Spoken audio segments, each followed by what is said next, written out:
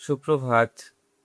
অনেকেই প্রশ্ন করে যে 35 বা 30 পর বা ইয়ং বয়সে কার্বোহাইড্রেট জাতীয় খাদ্য খাবার, বিশেষ করে আলু বা মাটির তলে যে সমস্ত খাবার হয় তৈরি হয়, সেগুলো কি খাওয়া উচিত?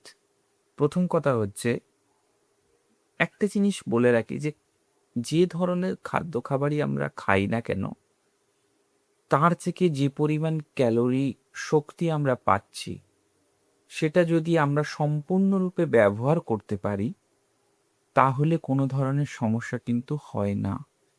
কিন্তু সমস্যাটা কখন অ্যারাইজ করে? সমস্যাটা তখন অ্যারাইজ করছে যে যখন আমরা পরিমিত ক্যালোরি গেইন করছি, কিন্তু সেই জিনিসটাকে কিন্তু ব্যবহার করছি না। এই জিনিসটা যখনই হচ্ছে, তখন কিন্তু আমরা তথাকথিতভাবে এই সমস্যায় কিন্তু পড়ছি। তো এর জন্য কি করতে হবে বা কি করণীয় বা কি করা প্রয়োজন, এই জিনিসটাকে বুঝতে হবে। প্রথম কথা বলে রাখি যে মাটির তলায় যে সমস্ত খাবার উৎপাদিত হয়, সেই ধরনের খাদ্য খাবারে আমাদেরকে কিন্তু সেটা কি কতটা পরিমাণে খাচ্ছি, অনেকে আছে প্রচুর খায়, অথচ তার সেই ধরনের কোনো অ্যাক্টিভিটি নেই, ডেলি লাইফে কোনো সেই ধরনের এক্সারসাইজ করে না। এক্সারসাইজ থেকে দেখা যাচ্ছে তার কোনো হার্ড ওয়ার্ক নেই। যারা এগ্রিকালচারাল ফিল্ডে আছে, তাদের যেরকম যে লেভেলের হার্ড ওয়ার্ক, সেক্ষেত্রে তার নেই। তো সেক্ষেত্রে কিন্তু আপনাকে কিন্তু ইন ফিউচারে আপনি কিন্তু অসুস্থ হতে পড়বে।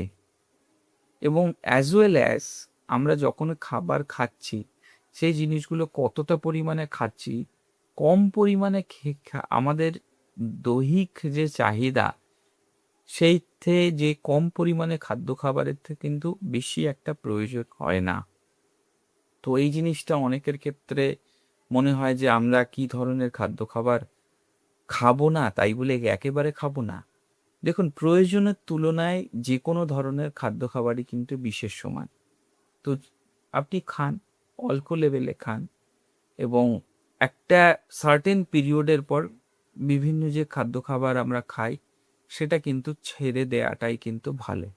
তাহলে যে সুবিধাটা হবে, আপনি ভালো থাকবেন, সুস্থ থাকবেন, এবং লং টার্মে কিন্তু আপনি একটা হেলদি লাইফস্টাইল লিড করবেন। এই জিনিসটা কিন্তু ভাবতে হবে। না হলে কি হবে, লং টার্মে যদি হেলদি লাইফস্টাইল আপনি লিড না করেন, শারীরিক অসুস্থতা, বিভিন্ন ধরনের যে সমস্যা, সেই সমস্যায় যদি আপনি জর্জরিত হয়ে যান, তাহলে নানান কিন্তু প্রবলেমে আপনি ভুক্তভোগী হবেন।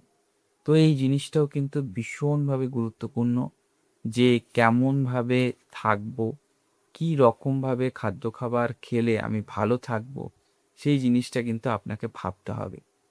তো এই জিনিসগুলোকে যদি সঠিকভাবে আপনি ভাবেন এবং সঠিকভাবে আপনি আপনার ডেইলি এক্সারসাইজটা ফুলফিলভাবে করেন, তাহলে কিন্তু আপনি অবশ্যই ভালো থাকবেন। কারণ লং টার্মে যদি কেউ কোনো পেশেন্ট আসে, তাহলে যে সমস্যাটা হয়, একটা সার্টেন পিরিয়ড পর্যন্ত কিন্তু আমরা যারা আহ, মানে এই হেলথ সেক্টরে রয়েছি, তারা কিন্তু সব কিছু যে আমরা ইজি টু অ্যাক্সেস ঠিক করে দিতে পারি, এটা নয়। হ্যাঁ, অবশ্যই প্রত্যেকটা জিনিসের একটা সিস্টেমেটিক ওয়েতে, আমাদের দেহ একটা বায়ো সিস্টেম যাকে বলে, সে একটা প্রসেস, সেই মেকানিজমে চলে। সেই মেকানিজমে যদি কোনো একটা সমস্যা হয়, তাহলে দীর্ঘমেয়াদী কিন্তু সমস্যা দেখা দেয়।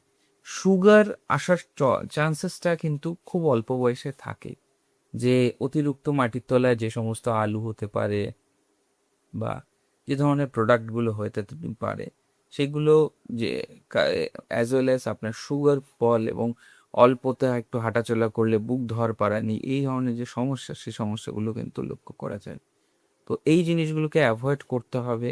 কি পরিমাণে খাচ্ছি, সেইটা কিন্তু সবসময় সচেতন থাকতে হবে যে আমি খাদ্য খাবার কি কেমন কীরকম খাচ্ছি। এটা করলে কিন্তু আপনি ভালো থাকবেন। তো ভালো থাকুন, সুস্থ থাকুন। আগামী দিনে নতুন কোনো বিষয় নিয়ে আবার আলোচনা করব।